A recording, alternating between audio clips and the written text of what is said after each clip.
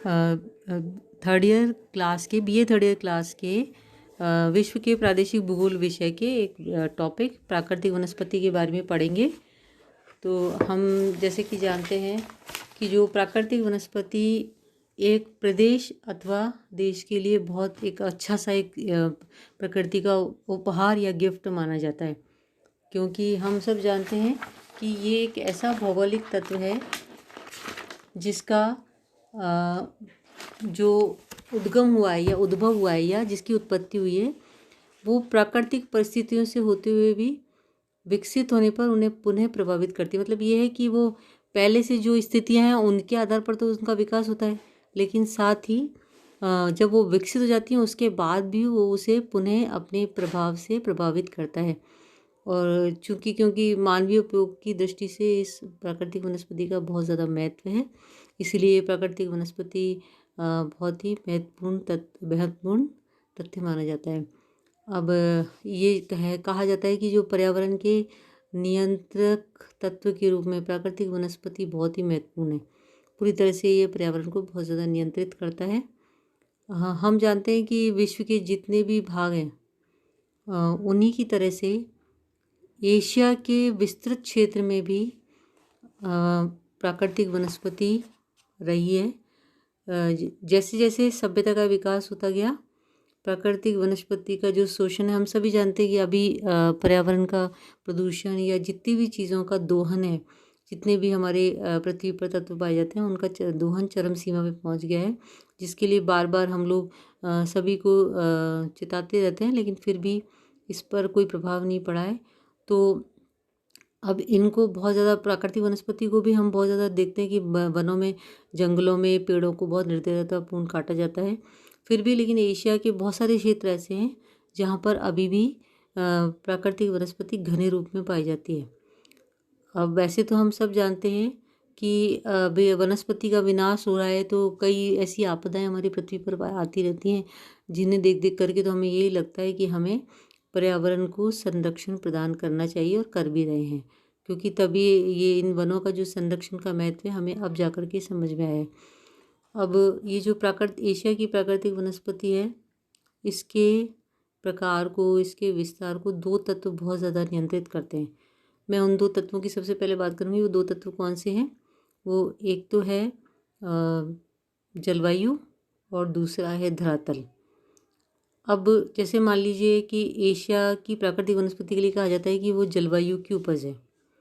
जो स्टाम्प नाम के हमारे भूगोलवेत्ता थे उन्होंने कहा कि सामान्य रूप से कहा जाए तो मुख्य रूप से जलवायु विभक्त एशिया का संपूर्ण क्षेत्र एक विशिष्ट प्रकार की वनस्पति को जन्म देता है। जलवायु विभक्त एशिया का मतलब जब जो जिस प्रकार की जलवायु एशिया में पाई जाती है उस क्षेत्र में एक विशिष्ट प्रकार की वनस्पति उस जलवायु के कारण उत्पन्न होती है। इस जलवायु में परिवर्तन के साथ साथ ही हम देखते हैं कि वनस्पति में भी परिवर्तन होता जाता है। भूमध्य रेखीय प्रदेश में जहाँ बहुत सारे, आपने देखा होगा कि सघन वन पाए जाते हैं, क्योंकि वहाँ पर रोज़ शाम को बारिश होती है, दिन में सनरेज बहुत तेज़ पड़ती हैं, लंबवत किरणें पड़ती हैं सूर्य की, क्योंकि भूमध्य रेखीय प्रदेश जो हैं वो उष्णकटिबंधीय क्षेत्रों में आते हैं। तो इसकी वजह से जो उच्च तापमान और अधिक वर्षा है वहाँ बड़े घने जंगलों को जन्म देता है। जबकि जो पश्चिमी एशिया है वहाँ पर मरुस्थल पाए जाते हैं, उसमें कटीली झाड़ियों वाले अल्प वर्षा के वन पाए जाते हैं। क्योंकि सब जानते हैं कि जो हम लोग जानते हैं कि विश्व के जितने भी मरुस्थल हैं वो महाद्वीपों के पश्चिमी भाग में पाए जाते हैं। ये ऐसा मानसूनी पवनों की दिशाओं के कारण होता है। और जो चीन के उत्तरी भाग में है वहाँ पर नुकीली पत्ती के कोणधारी वन जो पाए जाते हैं वो भी जलवायु की देन है। मुख्यतः मतलब ये कहा जा सकता है कि जलवायु जो है वो प्राकृतिक वनस्पतियों की प्रकृति को बहुत अधिक निर्धारित करता है। अब इसके साथ जब हमने जलवायु की बात की है, उसी के साथ अब हम धरातल की बात करेंगे कि धरातल भी प्राकृतिक वनस्पति को बहुत ज़्यादा प्रभावित करता है। जैसे कि जो पर्वतीय क्षेत्र हैं, उन पर्वतीय क्षेत्रों में वनस्पति में ऊंचाई के साथ साथ परिवर्तन दिखाई देता है। जैसे जैसे हम ऊंचाई पे जाते जाते हैं जलवायु बदलती जाती है और वनस्पति बदलती जाती है। आप देखिए कि हिमालय के जो निचले भाग हैं उसके उष्ण प्रदेशीय क्षेत्रों में, मध्य में शीतोष्ण क्षेत्र में और अधिक उच्च में शीत प्रदेशीय वनस्पति का विस्तार पाया जाता है। एक ये जो धरातल है, इसका एक अन्य प्रभाव वनस्पति के रक्षक के रूप में भी है। जब हम मैदानी भागों को देखते हैं तो मैदानी भागों में तो कृषि भूमि के रूप में बहुत ज़्यादा इस क्षेत्र को परिवर्तित किया कर दिया गया है। और लेकिन पर्वतीय भाग में अभी भी प्राकृतिक वन जो है संपदा को हमने रक्षा किया हुआ है, क्योंकि वहाँ तक ज़्यादातर लोग मतलब पहुँच नहीं पाते हैं, इसलिए वो अभी तक बचा हुआ है।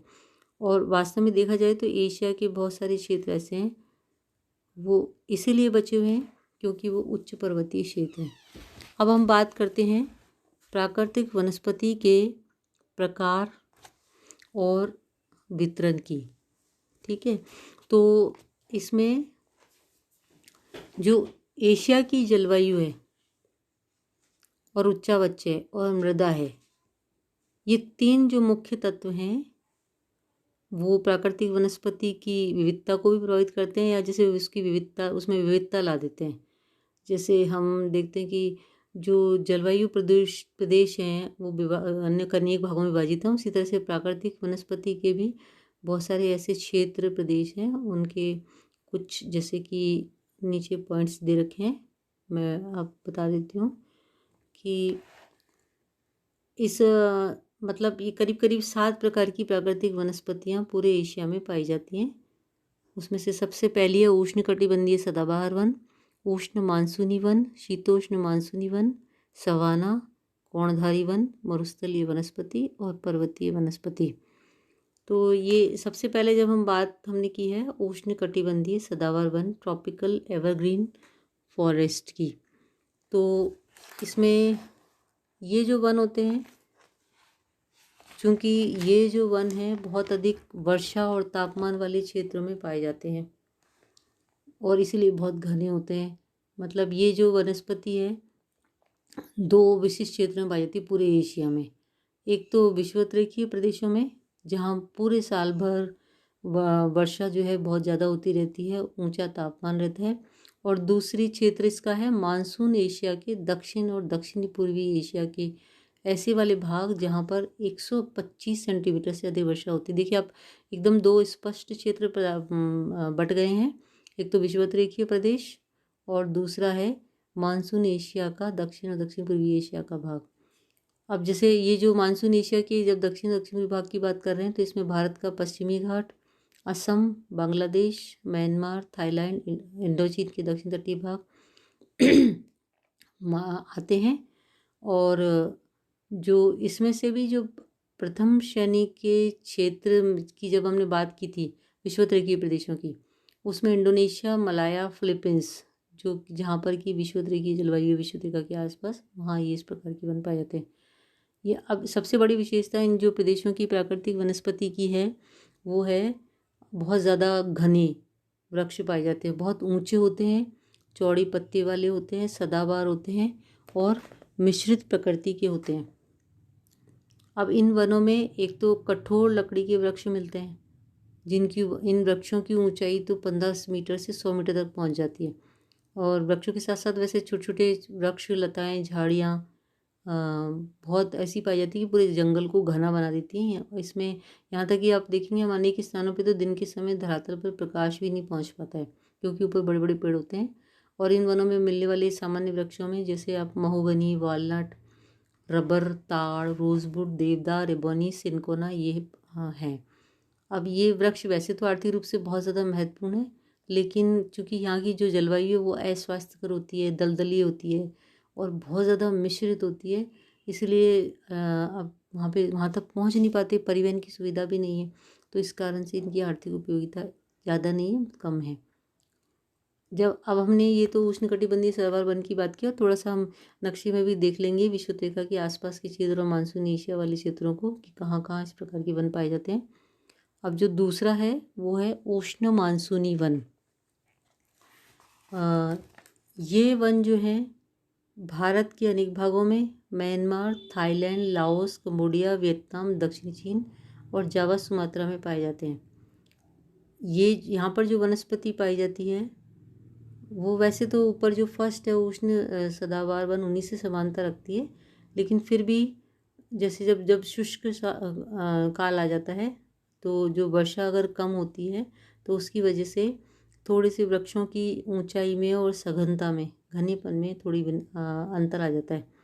अब यहाँ पे जो वर्षा है, जहाँ पर अगर 125 सेंटीमीटर से ज़्यादा होती है तो वहाँ तो सागवान, सिनकोना, महोगनी, नारियल आदि के वृक्ष पाए जाते हैं।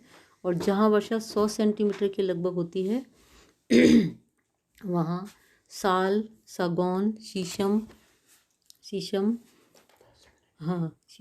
आम, जामुन, नीम आदि वृक्षों की बहुतायत होती है। अब देखिए आपकी ज़्यादातर वृक्ष जो होते हैं वर्ष में एक बार, जैसे सामान्यतः कहते हैं ग्रीष्म ऋतु के शुरू में अपनी पत्तियां गिराते हैं।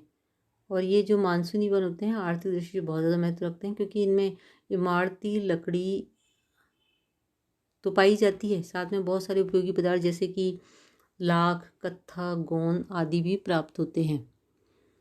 अब हम बात करते हैं शीतोष्ण मानसूनी वन की। ये जो वन है ये मध्यवर्ती भाग, जापान के दक्षिणी भाग और ताइवान में विशेषकर मिलता है। वैसे हम थोड़ा सा अगर इन वनों का जब अध्ययन करें तो हम जब थोड़ा सा जो अपने अक्षांश है उनके आधार पर इन वनों का विस्तार या क्षेत्र देख लें तो हमें बहुत अधिक आसानी रहेगी और हमें याद भी रह जाएगा। तो इन वनों में चौड़ी और नुकीली पत्ती वाले दोनों प्रकार के वृक्ष मिलते हैं। और जैसे कि वृक्षों में यहाँ पे ओक, पीपल, वालनट, लॉरेल, सहतूत आदि पाए जाते हैं। इन वनों में तारपीन का तेल देने वाले वृक्ष भी बहुत अधिक पाए जाते हैं। इनकी बहुत अधिक आर्थिक उपयोगिता है। और वैसे क्या है कि इनका जो विस्तार है कम होता जा रहा है निरंतर। चीन के बहुत सारे भागों में इनको काट करके खेतों को में परिवर्तित कर दिया गया है। जापान की पर्वतीय ढालों पर इन वनों को समाप्त कर दिया गया, चाय के बागान बना दिए गए हैं। और चीन और जापान में शहतूत के वृक्षों पर रेशम के कीड़े भी पाले जाते हैं। अब अगला है घास के मैदान। तो इन घास के मैदान में देखा जाए तो ज़्यादातर केवल सवाना शब्द का प्रयोग घास के मैदान के लिए किया जाता है। ये घास के मैदान होते हैं जिन्हें स्थान स्थान पर वृक्षों के मतलब बीच बीच में इनमें क्या है कि वृक्ष भी दिखाई देते हैं घास के मैदानों में। अब जैसे मान लीजिए मध्य एशिया में मंगोलिया, कजाकिस्तान, किर्गिज़ में घास के मैदान है। जो शीतोष्ण घास के मैदान है वो कैस्पियन सागर के उत्तरी भाग में और इसके निकटवर्ती क्षेत्रों में। अब जैसे इन सब के अलग अलग जगह अलग नाम है। एशिया की जो घास के मैदान है उनको स्टेपी कहा जाता है। जो इस क्षेत्र की जो घास होती है वो गर्मियों में बहुत ज़्यादा, जैसे तेज़ गर्मी में झुलस जाती है, इसलिए इसकी तो कोई विशेष आर्थिक उपयोगिता नहीं है। यहाँ पे पशुओं को पाला जाता है और साथ में जो घुमक्कड़ जाति हैं वो अपने पशुओं के साथ में यहाँ पर जीवन यापन करती है। अगला जो है वो है कौड़धारी वन, कॉनीफेरस। तो अब इसमें ये कॉनीफेरस जो वन फॉरेस्ट है ये एशिया के उत्तर पूर्वी भाग में और जैसे उत्तरी चीन, उत्तरी दक्षिणी कोरिया, उत्तरी जापान इन क्षेत्रों में पाए जाते हैं। इन वनों को हम टैगा वन के नाम से भी जानते हैं। अब जैसे इन टैगा वनों में क्या होता है कि जो वृक्षों की पत्तियां होती हैं वो नुकीली होती हैं और इनके तने और डालियाँ चिकने होते हैं। इन वनों में जैसे फर है, स्प्रूस है, लार्च है, चीड़, हेमलॉक, सीडर ये वृक्ष मिलते हैं। ये सारे वृक्ष जो होते हैं नरम लकड़ी के होते हैं और इनका उपयोग अपन लोग कागज़, प्लाईवुड आदि के लिए करते हैं, इसलिए आर्थिक दृष्टि से बहुत ज़्यादा उपयोगी है। मरुस्थलीय वनस्पति की बात करेंगे अब हम अगले उसके रूप में। तो जो एशिया का उष्ण मरुस्थलीय प्रदेश है उसमें बहुत कम वर्षा होती है, तापमान बहुत ज़्यादा होता है, इसलिए मरुस्थलीय वनस्पति पाई जाती है। और इसका विस्तार संपूर्ण पश्चिमी एशिया के वजह से भारत के थार मरुस्थल और पाकिस्तान के क्षेत्र में है। मतलब पश्चिमी एशिया का मतलब ये हो गया कि जो भारत का जो पश्चिमी क्षेत्र थार मरुस्थल और पाकिस्तान का वहाँ पाए जाते हैं पाकिस्तान क्षेत्र। इस क्षेत्र की वनस्पति जो होती है वो कटीली झाड़ियाँ, बबूल, सूखी घास, खजूर के वृक्ष होते हैं। इनकी बहुत ज़्यादा आर्थिक उपयोगिता बहुत नगद कम है। शीतोष्ण मरुस्थलीय वनस्पति जो होती है वो मंगोलिया और अन्य मध्य एशिया के भागों में मिलती है। अब हम बात करते हैं पर्वतीय वनस्पति की। जैसे जैसे पर्वतीय जो क्षेत्र है वहाँ पे हम जैसे ऊंचाई में जाते हैं जलवायु में परिवर्तन आ जाता है, फिर प्राकृतिक वनस्पति में भी परिवर्तन आता जाता है। तो एशिया में जैसे हम लोग देखते हैं जो हिमालय की जो विशाल पर्वत श्रेणियाँ हैं, उन विशाल पर्वत श्रेणियों पर ये जो क्रम है वो बहुत स्पष्ट रूप से दिखाई देता है। लगभग 1,000 मीटर की ऊंचाई तक सघन वनस्पति का बहुत ज़्यादा विस्तार पाया जाता है, जो कि जैसे कि देखा जाए तो उसको ऐसे कहते हैं, देखने में ऐसे लगती है जैसे उष्णकटिबंधीय वनस्पति है। इसके बाद धीरे धीरे हम जैसे शीतोष्ण और फिर शीतोष्ण वनों का विस्तार देखने को मिलता है। और 3,000 मीटर से जब ज़्यादा ऊंचे जाते हैं तो बहुत कम वनस्पति होती है और अंत में जिसे कहते हैं हिमरेखा प्रारंभ हो जाती है। तो ये कुछ